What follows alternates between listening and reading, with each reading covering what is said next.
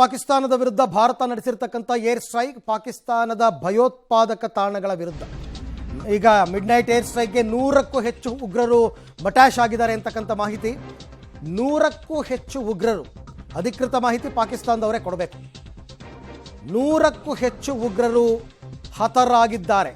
ನಮ್ಮ 26ಕ್ಕೆ ಪ್ರತೀಕಾರ 100ಕ್ಕೂ ಹೆಚ್ಚು. ಪಹಲ್ಗಾಮ್ನಲ್ಲಿ 26 ಜನರನ್ನ ಸಾಯಿಸಿದ್ರಲ್ಲ, ಅದಕ್ಕೆ 100ಕ್ಕೂ ಹೆಚ್ಚು. ಈಗ POKಯಲ್ಲಿ ಉಗ್ರರ ಅಂತ್ಯಕ್ರಿಯೆ ನೆರವೇರ್ತಾ ಇದೆ ಪಾಕ್ ಆಕ್ಯುಪೈಡ್ ಕಾಶ್ಮೀರ್ನಲ್ಲಿ.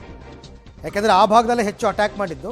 ಈಗ POKಯಲ್ಲಿ ಅವರೆಲ್ಲರನ್ನೂ ಸಾಮೂಹಿಕ ಅಂತ್ಯಕ್ರಿಯೆ ಮಾಡ್ತಾರೆ ಅಂತ ಅನಿಸುತ್ತೆ, ಅಥವಾ ಅವರವರ ಕುಟುಂಬಸ್ಥರು ಇಂಡಿವಿಜುವಲ್ ಆಗಿ ಮಾಡ್ಕೋತೀನಿ ಅಂದರೆ ಮಾಡ್ಬೋದು. ಬಟ್ ಸಾವಾಗಿರೋದೆಷ್ಟು? 100ಕ್ಕೂ ಹೆಚ್ಚು ಉಗ್ರರು ಹತರಾಗಿದ್ದಾರೆ. ಉಗ್ರರಿಗೆ ಅಲ್ಟಿಮೇಟ್ಲಿ ಇದೇ ತಾನೇ ಸಾವು ಅಂದರೆ, ಇನ್ನೇನು ಅಲ್ವಲ್ಲ. ಯಾರ್ಯಾರು ಭಯೋತ್ಪಾದನೆ ಮಾಡ್ತಾರೆ ಅವರೇ. ಲಷ್ಕರ್, ಜೈಷ್ ಎ ಮೊಹಮ್ಮದ್ ಉಗ್ರರ ಅಂತ್ಯಕ್ರಿಯೆಯನ್ನು ಮಾಡ್ತಾ ಇದ್ದಾರೆ. 100ಕ್ಕೂ ಹೆಚ್ಚು ಜನ ಉಗ್ರರು ತಡರಾತ್ರಿ ಮೃತಪಟ್ಟಿರ್ತಕ್ಕಂಥದ್ದು.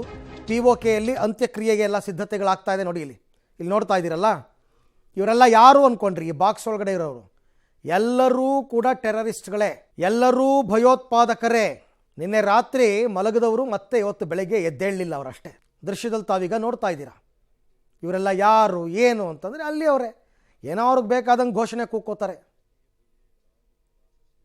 ಬಟ್ ಪಾಕಿಸ್ತಾನ ಮಿಲಿಟರಿಯವರು ಬಂದಿದ್ದಾರಾ ಈ ಅಂತ್ಯಕ್ರಿಯೆಗೆ, ಉಗ್ರರ ಏನೋ ಗೊತ್ತಿಲ್ಲಪ್ಪ. ಅಲ್ಲಿನ ಕೆಲವು ಜನ, ಅಲ್ಲಿನ ಸ್ಥಳೀಯರು ಎಲ್ಲ ಸೇರಿಕೊಂಡು ಈಗ ಅಂತ್ಯಕ್ರಿಯೆಯನ್ನು ನೆರವೇರಿಸೋದಕ್ಕೆ ಅಂತ ಬಂದಿರತಕ್ಕಂಥ ದೃಶ್ಯವನ್ನು ತಾವೀಗ ಗಮನಿಸ್ತಾ ಇದ್ದೀರಾ. ಪಾಕ್ ಆಕ್ರಮಿತ ಕಾಶ್ಮೀರದಲ್ಲಿ ಉಗ್ರರ ಅಂತ್ಯಕ್ರಿಯೆ. ಲಷ್ಕರ್ ಎ ತೊಯ್ಬಾ, ಜೈಷ್ ಎ ಮೊಹಮ್ಮದ್ ಈ ಉಗ್ರ ಸಂಘಟನೆಗಳಿಗೆ ಸೇರಿದ ಉಗ್ರರು ನಿನ್ನೆ ರಾತ್ರಿ ಭಾರತದ ಏರ್ ಸ್ಟ್ರೈಕ್ನಲ್ಲಿ ಹತರಾಗಿರುವವರು. ಇವರನ್ನು ಈಗ ಅಂತ್ಯಕ್ರಿಯೆಯನ್ನು ಮಾಡಲಾಗ್ತಾ ಇದೆ. ಆ ದೇಶದಲ್ಲಿ ಈಗ ಅವರು ಉಗ್ರರು ಅಂತಕ್ಕಂಥದ್ದು ಗೊತ್ತಿದ್ದೂ ಕೂಡ ಅವರ ಸಾವಿಗೆ ಮರುಕ ಪಡೋದ್ರಲ್ಲಿ ಅರ್ಥನೇ ಇಲ್ಲ. They are ಟೆರರ್ಸ್. ಅವರು ಕೂಡ ಸಮಾಜದಲ್ಲಿ ಸಭ್ಯರಾಗಿ ಇದ್ದಿದ್ರೆ ಅವ್ರಿಗೆ ಯಾಕೆ ಸಾವು ಬರ್ತಾ ಇತ್ತು? ಯಾರಾದರೂ ಬೇರೆ ಸಿವಿಲಿಯನ್ಸ್ ಮೇಲೆ ಅಟ್ಯಾಕ್ ಮಾಡಿದೆಯಾ ಭಾರತ? ಇಲ್ಲ.